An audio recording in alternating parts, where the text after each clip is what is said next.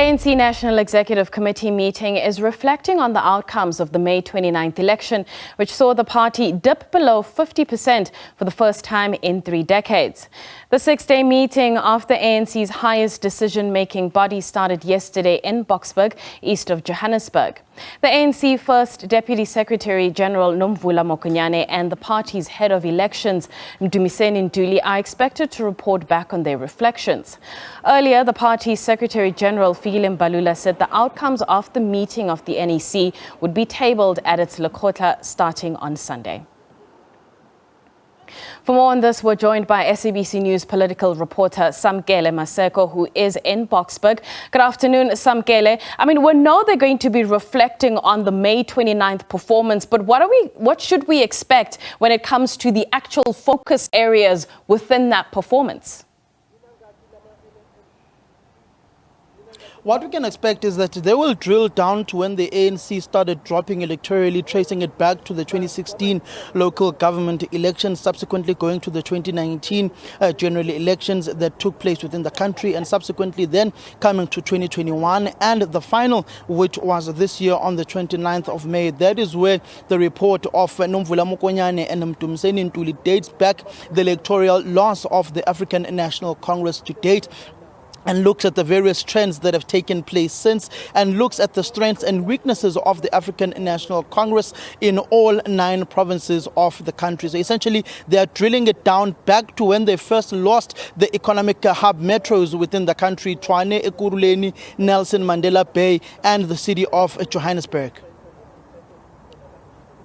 Some of the conversations and the people you're speaking to, when we look forward to this, call it feedback on Sunday, what kind of input are they providing? Are they giving you a sense of how they're contributing to this feedback?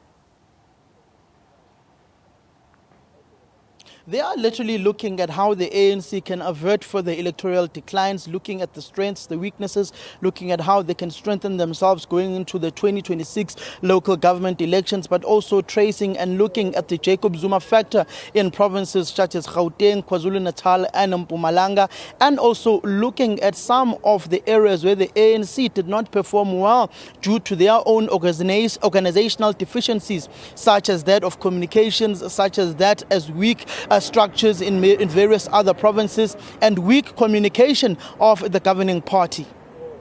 Is it all just about, the campaign period and the election outcomes, or are they actually entertaining the idea that there's something a lot more deeper in the underperformance, i.e. people losing hope around certain aspects around municipalities, around governance, etc.?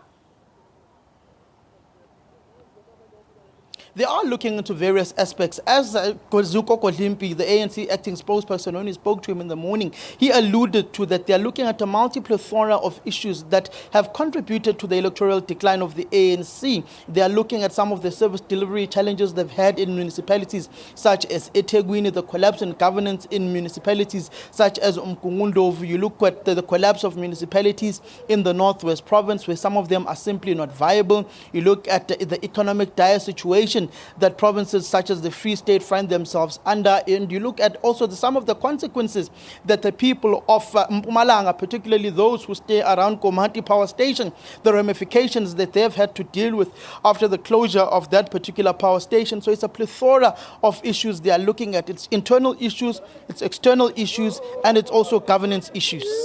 Well, Samkele, we look forward to catching up with you as we get closer and closer to that feedback on Sunday, and also trying to understand what they believe is within their control when they do provide that feedback.